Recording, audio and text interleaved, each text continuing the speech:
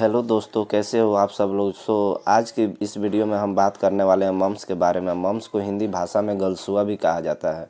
गलसुआ एक viral infection है जो कि 5 से 15 एज ग्रुप के जो बच्चे होते हैं उनको मेनली इफेक्ट करता है, लेकिन बड़े बड़े जो एडल्ट होते हैं उनको भी इफेक्ट करता है। और उसके संपूर्ण इलाज तक आज की इस वीडियो में हम बात करने वाले हैं। साथ ही मम्स के प्रिवेंशन के लिए कौन कौन सी वैक्सीन दी जाती है उन सभी के बारे में आज की इस वीडियो में हम बात करने वाले हैं। आज की इस वीडियो में जब पेशेंट को यानी कि बच्चे को मम्स हो जाता है तो उस कंडीशन में डॉक्टर उन्हें कौन कौन सी मेडिसिन प्रिस्क्राइब करती है, उन सभी के पॉपुलर ब्रांड नेम के साथ साथ मेडिकल स्टोर पर ये किस नाम से मिलती है और मेनली बच्चों में और बड़ों में इन मेडिसिन का क्या डोज देना होता है, उन सभी चीज़ों के बारे में आज की इस वीडियो में हम डिटेल में डिस्कस करने वाले हैं।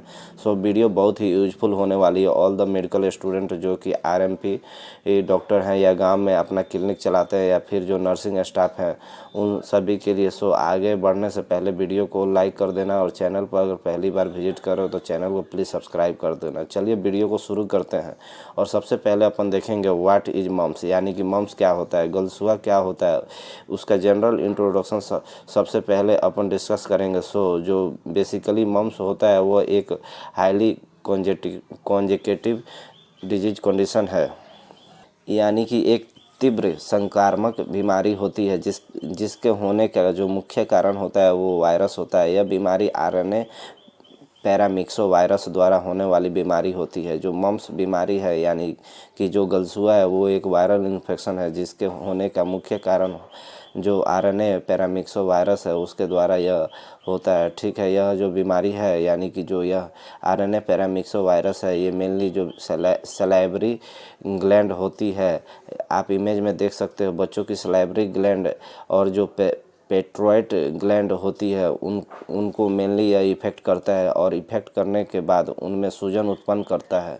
आप इमेज में देख सकते हो कि अगर किसी पेशेंट को मम्स हुआ है और बच्चे को, तो उस कंडीशन में उसका चेहरा कुछ इस प्रकार का दिखाई देता है। ठीक है, यह जो बीमारी है यह मेनली 5 से 15 एज ग्रुप के जो बच्चे होते हैं उनको इफ़ेक्ट करता है। और जो विंटर सीजन होता है यानी कि सर्दियों का जो मौसम होता है उनमें इसके होने की संभावना बहुत ज़्यादा बढ़ जाती है। आगे इसके हम कॉज और ऐसे कौन कौन से रिस्क फैक्टर हैं जिनकी वजह से बच्चे में मम्स हो सकता है उसके बारे में डिटेल में डिस्कस करेंगे। नेक्स्ट वीडियो में आगे बढ़ते हैं और आगे अपन देखेंगे कि कॉजेज ऑफ मम्स जैसा कि मैंने वीडियो के स्टार्टिंग में कॉन्टेजियस डिजीज कंडीशन जो कि मेनली वायरस इन्फेक्शन होता है यानी कि वायरस के द्वारा फैलती है। जिसका वायरस जो पॉजिटिव ऑर्गेनिस्ट होता है वो आरएनए पैरामिक्सो वायरस होता है जिसके द्वारा यह हमारी जो बच्चे की सलाइवरी ग्लैंड होती है या फिर जो पेट्रोइड ग्लैंड होती है उसको इफेक्ट करता है। इस वायरस के बॉडी में एंटर करने के बाद जो इसका इनक्यूबेशन पीरियड होता है, यानी कि जब बॉडी में यह वायरस इंटर करता है तो और इसके सिम्टम्स शो करने की जो अवधि होती है वो 12 से 36 दिनों के मध्यम होती है। यानी कि बीमारी के सिम्टम्स जो होते हैं वो 12 से 26 दिनों के भीतर बच्चों के अंदर दिखाई देते हैं।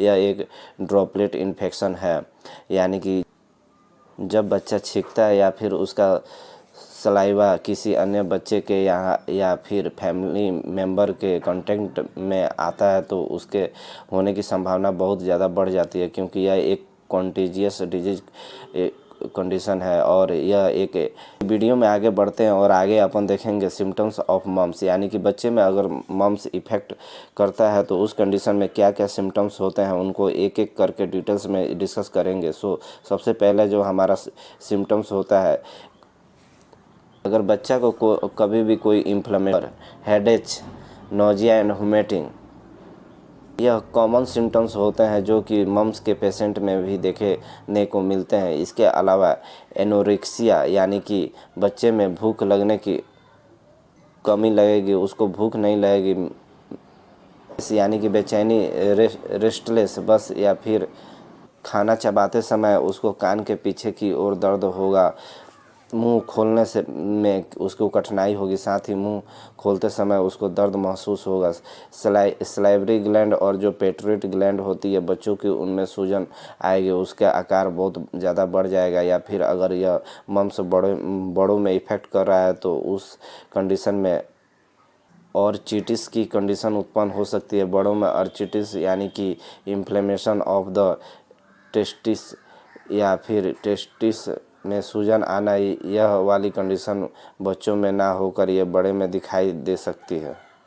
आगे इसके डिटेल में ट्रीटमेंट के बारे में डिस्कस करेंगे। वीडियो में आगे बढ़ते हैं और आगे अपन देखेंगे treatment of mumps in the children, यानी कि बच्चे में अगर मम्स हुआ है तो उस कंडीशन में डॉक्टर ऐसी कौन कौन सी मेडिसिन होती है या फिर सिरप होती है, जो फिर सिरप के बारे में देखेंगे, उसका क्या नाम होता है, कंपोजिशन और मेनली इसके डोज के बारे में डिस्कस करेंगे। सो सबसे पहले जो हमारी टैबलेट है उसका नाम होता है जियोवीर 400 टैबलेट। आप इमेज में देख सकते हैं जियोवीर के नाम से ये मिल जाती है और 400 mg टैबलेट होती है। बात करें इसमें कंपोजिशन के बारे में तो इसमें जो कंपोजिशन होता है वो होता है एक्सिलोवीर, जो कि एक एंटीवायरल ड्रग है, मम्स होता है, जो मेनली वायरल इन्फेक्शन के कारण होता है। तो उसको ट्रीट करने के लिए डॉक्टर द्वारा वायरल एंटीवायरल जो टैबलेट होती है उसका उपयोग करने की सलाह दी जाती है। तो है सो इसका डोज होता है वो है 10 से 20 mg बच्चों में दिया जाता है। और नोट यहाँ पर ध्यान रखने वाली बात यह होती है कि 12 साल से ऊपर के बच्चे होते हैं उनमें ही एक्सिलोवीर जो टैबलेट होती है वो उपयोग करने की सलाह दी जाती है। बाकी जो छोटे बच्चे होते हैं उनमें डॉक्टर उन्हें सिरप दी जाती है। जो बच्चे 12 साल से कम होते हैं या फिर 1 से 2 साल के होते हैं उनमें अगर मम्स इफ़ेक्ट करता है तो उस कंडीशन में डॉक्टर उन्हें सिरप प्रिस्क्राइब करते हैं। आप इमेज में देख सकते हो। नेक्स्ट सिरप हम लोग देखेंगे एगुमेंटिन सिरप के नाम से यह मिल जाती है और मोस्ट पॉपुलर सिरप है। Most commonly use mumps patient में इस सिरप का उपयोग किया जाता है। बात करें इसके कंपोजिशन के बारे में तो इसमें जो कंटेंट प्रेजेंट रहता है वो है एमोक्सिलिन एंड पोटेशियम कैल्वोनेट। डोज के बारे में देखेंगे तो उनमें 1 चम्मच ओडी में यानी कि दिन में 1 बार यूज करने की सलाह दी जाती है। वीडियो में आगे बढ़ते हैं और अगली जो हमारी सिरप है उसका नाम है मेफमिड सिरप। आप इमेज में देख सकते हो मेफमिड इसका मोस्ट पॉपुलर ब्रांड नेम होता है। यह ब्रांड नेम के नाम से ही मेडिकल स्टोर पर या हॉस्पिटल में मिल जाती है। बात करें इसमें कंपोजिशन के बारे में तो इनमें मेनली 2 ड्रग का कॉम्बिनेशन होता है और जो ड्रग होती है वो होती है एक पैरासीटामोल और एक आती है मेफेनेमिक एसिड। पैरासीटामोल का यूज जो होता है वो फीवर को कम करने के लिए यानी कि बॉडी टेम्परेचर को मेंटेन करने के लिए और मेफेनेमिक एसिड का यूज पेन को कम करने के लिए किया जाता है। सो यह सिरप भी मम्स के जो पेशेंट होते हैं उनमें प्रिस्क्राइब किया जाता है। डोज के बारे में देखेंगे तो 1 चम्मच दिन में 3 बार सुबह, दोपहर और शाम को लेने की सलाह दी जाती है। नेक्स्ट हमारी जो सिरप है उसका नाम होता है विकोसुल सिरप। आप इमेज में देख सकते हैं जो कि एक शुगर फ्री सिरप होती है। जो बच्चों में जो माउथ अल्सर होता है यानी कि जो एस्टोमेटाइटिस होता है उनको प्रिवेंट करने के लिए और जो न्यूट्रिशन डेफिशिएंसी है उसको पूरी करने के लिए यह सिरप का यूज किया जाता है। बिकोसिल के नाम से ये मेडिकल स्टोर पर या फिर हॉस्पिटल में मिल जाता है। या बात करें इसमें कंपोजिशन के बारे में तो इसमें mainly vitamin B complex and vitamin C composition पाया जाता है।